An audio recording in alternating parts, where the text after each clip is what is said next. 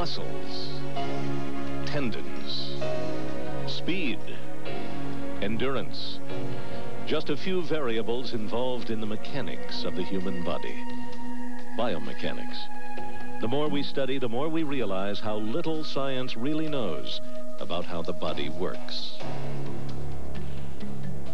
They're looking for answers here in Colorado Springs, where 19 individual sports organizations have their headquarters.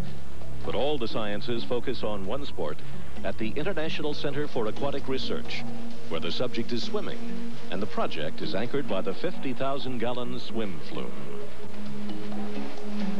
Today, Jeff Olsen will be swimming against this current for 4 hours. While Jeff swims, we'll learn about the world's only scientific laboratory dedicated to the advancement of a single sport. It's only 3 years old, and under the direction of Dr. John Troup. We've learned in the last year or so that anaerobic metabolism, or rates at which athletes can use anaerobically derived energy, plays a very important role in competitive swimming. So as a result, we're beginning to see swimmers who use those training approaches have 1, 2, 3, 4 second improvements, which is really pretty significant when you consider the difference between first place and second place is usually 1/10 of a second.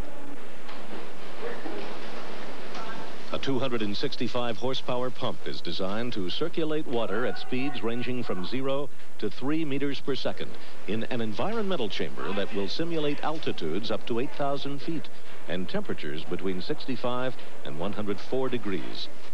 Jeff's swim is interrupted for blood and tissue samples, physiology at work.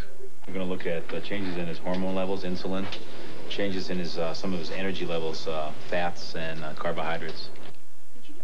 Not only will Jeff donate blood, but Troup's study requires muscle tissue as well. So from this, we'll be able to look at his energy stores, how much glycogen, the immediate source of energy that's available.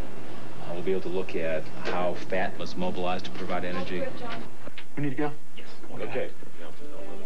It's back to the pool for our long-distance swimmer, while we explore another science at work here. Cameras gathering data on swimming technique, again, biomechanics.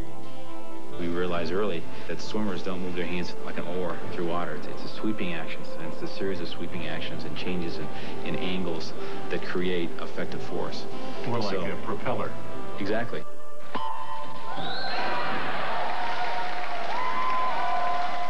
The majority of our events are less than 2 minutes in duration, which means they're using very little oxygen, so they're dependent on energy stores that already exist in the muscle, and those energies that can be developed at a very fast rate, and that's anaerobic. In the last 2 years, we've been able to actually measure and develop tests that accurately determine anaerobic capacity, that accurately determine how fast you can use anaerobically derived energy. And that's something we haven't known for the last 20 to 30 years in the history of sports science.